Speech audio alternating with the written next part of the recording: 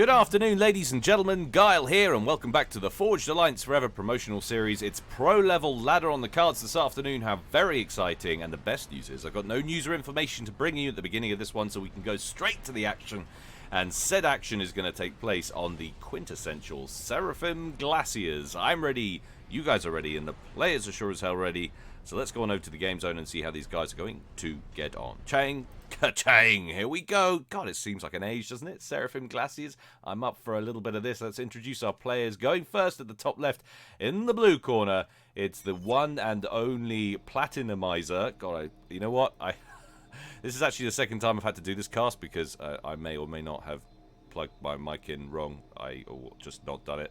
And couldn't for the life of me get that name right. I can say Platinum just fine, but for some reason putting Izer on the end of it threw the whole lot out of the window. But today it seems to be working fine. Platinumizer, he's going Seraphim, opening first land, going second air.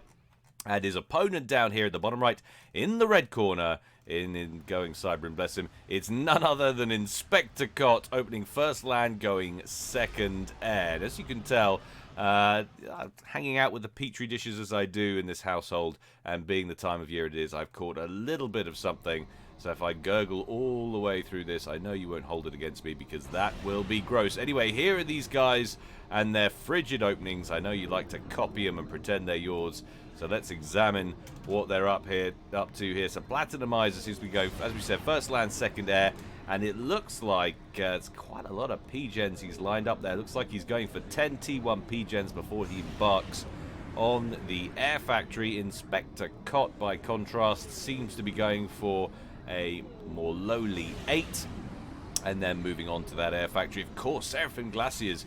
Early transports typically in the meta are the order of the day. You've got to capture the other two redundant corner locations on ladder and get some forces there ASAP. So that's going to be interesting. You always get that proverbial battle between people. Do they go for early transport first? Do they go straight for some kind of denial, either to shoot the transport down with inties or maybe a bomber to try and pick off the engineers once they've made landfall?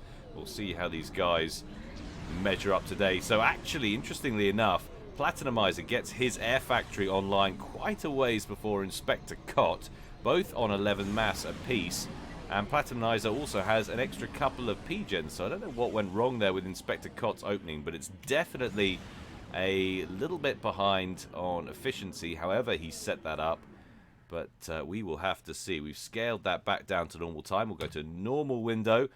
Scout and Inti out for Platinumizer, going straight to the bottom left, looking to pick off said transport. Out comes another Inti as well. Scout plane for Inspector Cot, ignoring the top right, going straight over to check out what his opponent's doing in that main base. We're just getting lots of interceptors being spat out here by Platinumizer. Still yet to start work on a transport. Speaking of transports though, first Skyhook is completed, and would you look at that? So well aware of the threat over there. Instead, he's going straight, I imagine, he's not going for some super early aggressive drop on the main island of Platinumizer. No, he's going straight to the middle. Unusual tactic. I mean, you can pick up some decent mass early on, but of course by the mid-game, by the time you've got a few fleets wandering around, it becomes incredibly difficult to hold on to that, and could be doing himself a disservice if Platinumizer, there we go again, I might just call him Plat from here on out. If he manages to bag both of the corner islands, he can find himself in a pretty proverbial pickle. Interceptors fraccaring down here, one of them being shot down there, belonging to Inspector Cot, so very much under the aerial control of Plat in the bottom left-hand corner. Inspector Cot drops off those NGs into the middle, goes straight for the Hydro. Is he desperate for power? Yes, he is. 173 down at current reading. Gets that online. And that sorts him out. Still relatively low. He needs more. He needs a lot more. And that's the problem when you've got access to a lot of mass. Seraphim Glaciers is just that. Trying to keep up the power requirements is a difficult task in itself. And Inspector Cot working on his third Air Factory as we speak. What do we have out here? We're still operating off the lowly 2 for Plat. Where is he at? And queuing up the first naval yard as well. Do we have a naval yard out? Not yet. Actually, we do. 2 under construction simultaneously at the northeastern edge of Inspector Cott's original starting island. Now, he's gone for the screen, the fighter screen, shooting down these inties first of all. Wants to reclaim the skies. Doesn't want this skyhook and its engineers to get taken out. That should work well for him. Looks like that transport's going to offload safely. Right down here at the bottom. 3 engineers left. He dropped 1 off at the midpoint island. That's going to pick up those. But look at that. Simultaneous drop as well from Platt. Didn't go for the top right island. Often you see horizontal parity on this map. Typically top left will go for top right. Bottom right will go for bottom left and so on. But today, not to be the case. Another drop. Interesting stuff. Another drop right down here at the bottom. And that actually went better for Inspector Cott, but only just. He survives with a presence of a single engineer at that bottom section of the island there. And compare that to the 2 engineers that have made landfall up here. Platt, for the time being, with a modest advantage. Interceptors tangling at the top right island now, still waiting for any player to make some kind of land incursion.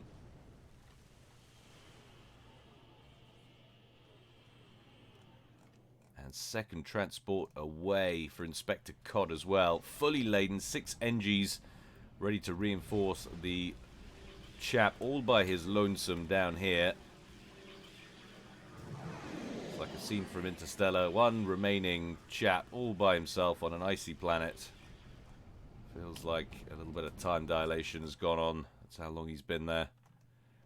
Bomber out for Platt. Transport out for Platt as well. Lots of interceptors on both sides up at this top right island now. Where's that going? He's going to fly right through the predictable pattern of return. In that comes. That's not going to go well. Transport surely not going to make it. Surely not. What? Oh my word. If Inspector Cod had been staring at that portion of the screen at that particular time, that would have been a harsh loss for Platt, but he gets away with it. Inties tangle at the bottom of that island. 3 land factories online, a 4th on the way for Inspector Cod on that bottom left-hand island. We've started to get a steady single-file trickle of T1 spam heading in this direction, but there's already a PD operational. So he's going to need a little bit more than that. Platt working on his 3rd. 2 more queued up after that. Inspector Cod actually giving up a good 40-something ranking points in this game, but it's pretty even. Another skyhook out from Inspector Cod. This time it's heading north, and he's playing catch-up on that island. Already got a land factory presence, about to have a 3rd one operational. There has Platt yet to scoop the mass points, and we're starting to get the first naval vessels entering the fray from both players. Frigate near that mid-island, that central island for Platt. Inspector Cott right at the top, harassing that new coastal base with a trident, or at least harassing the snowy cliffs around that new coastal base with a trident. Stupid Siren naval commanders. All that junk in their head does affect their vision somewhat.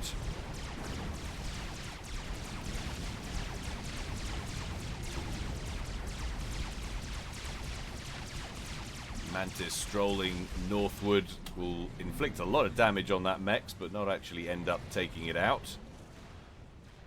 And the way this is going, it's a lot of land factories. A major investment by Inspector Cott to grabbing this bottom left island.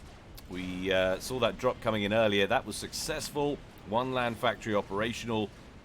Mechs is going up, but again, against an already established foe up at the top left. Lots of land factories on the way there as well.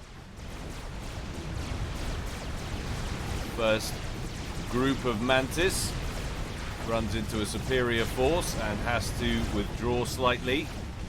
More Mantis moving in, however. Cheeky little run by right at the top. 2 Mantis making it in to the base. Next units come off the conveyor belt, though. Should give them a hard time. Fortunately, no Medusa presence, no artillery to help bash those buildings down. There is, however, Medusas in the next contingent that's heading up from the south.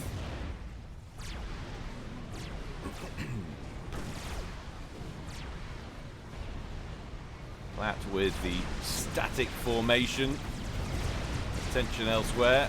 Probably wants to think about doing a little bit of skirmishing.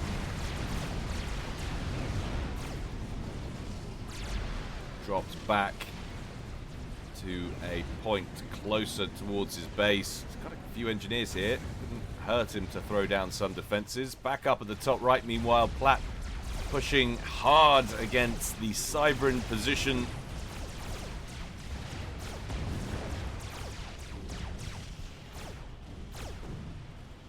It looks like he's going to bag it. Needs to send in the rest of the troops. Indeed, he does. So it looks like we're heading for Platinumizer holding onto that top right island, and Inspector Cott maybe grabbing the bottom left. It looks like it's going that way. There's only one land factory remaining after the previous attack. God, if you look on the mini-map, one Trident right at the back, the main base for Platinumizer. We'll examine the naval game in just a second. See about the outcome to this. Very tightly grouped bunch of Mantis there. Very vulnerable to that. Stray Zooey shell lands right dead center. Takes out a lot of them, but just too numerous. Too many for Platt to deal with, and that is that position overrun for our Seraphim player. 2 lowly frigates getting beaten up by an artillery piece. Look at that. That was I think it's a failed drop from Platt. Must have come in here or around the edge somewhere.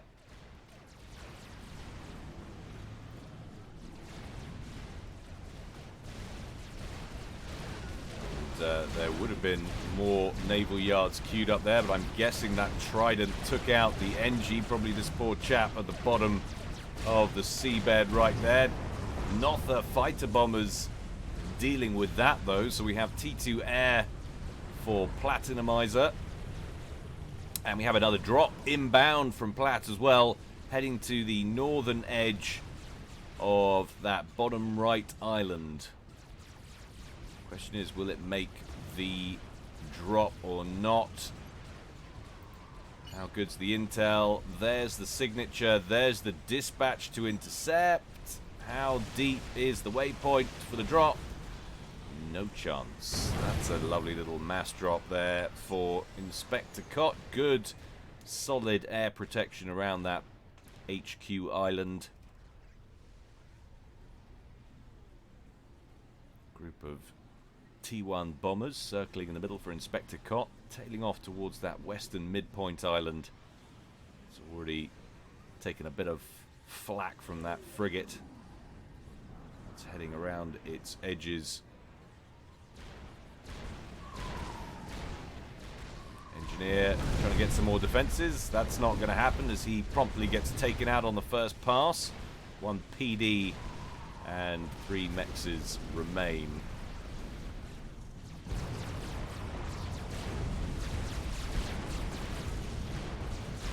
Tridents in full retreat in the face of that submarine that they have no way to counter. And for the moment, Platinumizer's coastline is safe once again. And an upgrade. We glance at the base HQ just in time to see it complete. T2 naval operations now in effect there for Inspector Cott. who's dispatching an enormous amount of build capacity to assist that. So expect to see some Salems enter the fray soon. That could be a little bit of a game changer.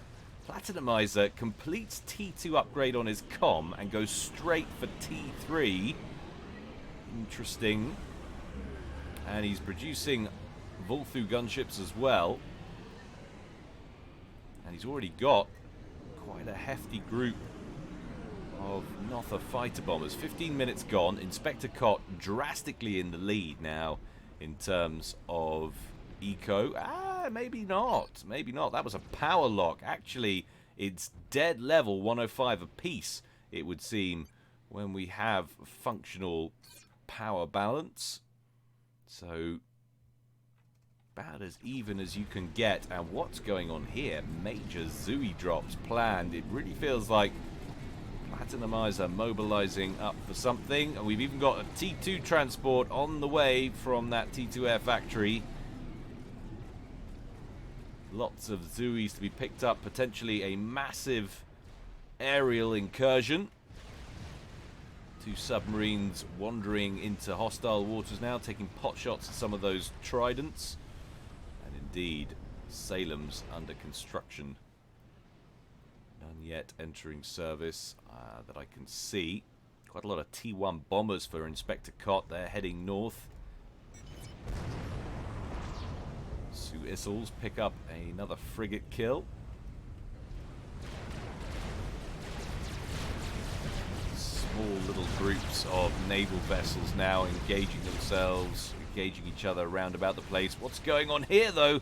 First drop, major drop onto the main HQ island of Platt from Inspector Cott. That's a T2 Dragonfly, fully laden with Mantis. Will it make landfall? It's been locked onto. It needs to drop off right now. That's a lot of dead Mantis and a lot of extra mass. He says thank you very much for that. I'll be hoovering it up shortly. So both of these guys pretty on point with their fighter coverage. Not allowing anything too deadly to slip through for the time being. There's a lot of transports massing over here, though. A second T2 transport. First one fully laden with Zooeys already. That's a lot of artillery that could be about to drop onto that main island. Torpedo bombers out as well. Now, for Platt, who seems to be focusing much more on the aerial game than the naval game, still just working off these 3 naval yards here. The 2 that were constructed up in the midpoint island were destroyed and not rebuilt. So that's a pretty all-in strategy right there. If he gets this wrong, he could be in trouble. Seraphim Glaciers dominated, obviously, very heavily by the naval game.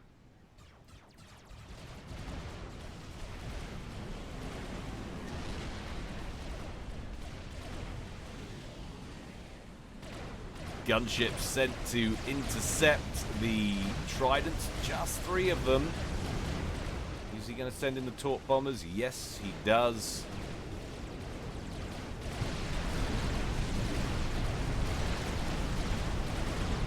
They chew through those Tridents in no time. And Inspector Cott completes T2 upgrade on his commander. Completed the T3? Yes, we have. T3 engineering suite present on the comm of Platt, and 1 Barracuda T2 submarine in the mix, taking out what paltry number of naval yards Platt actually has. Probably wants to get his torpedo bombers, excuse me, up to that edge of the island to combat that and hold on to those naval yards. But Platt boards a T2 transport, and where is he going? He is going around the houses and coming in for a proper comm drop up at the main base. Inspector Cott up over here with his commander working on some flak. Obviously wary that he's now facing T2. And look at this, so the distraction's underway. He didn't bother trying to get all of the Zooeys onto the mainland. Of course, their floaty, naughty allows for the sea drop capabilities. The T1 bombers lurking over here spring straight into action. I'm wondering if it wasn't a mistake to bring the Nothers in to screen for those. There are quite a lot of Nothers at the moment. They're engaging over here. His progression down near the bottom left, still on his drop route. Another drop inbound. That's surely not going to make it, flying straight through the air wing of Inspector Cott. He goes down. One Zooey jumps. He bails out of the plane. Had a parachute. Don't know where they located that on the transport exactly, but he dug one out and survived. Well done to him. Probably gets wasted by a Salem. Alas, all for nothing. Lots of Zooeys, though, tangling amongst those Cybran structures at the northern edge. A lot of them have been taken out, though. And this was a mistake he should have brought in. And he had a massive interceptor air wing. Where was that? He could have kept hold of all of his Zooeys. This was poorly executed. At least this part of the drop was. He had massive aerial superiority. He should have brought those in, cleaned out the skies, then gone in with the transports.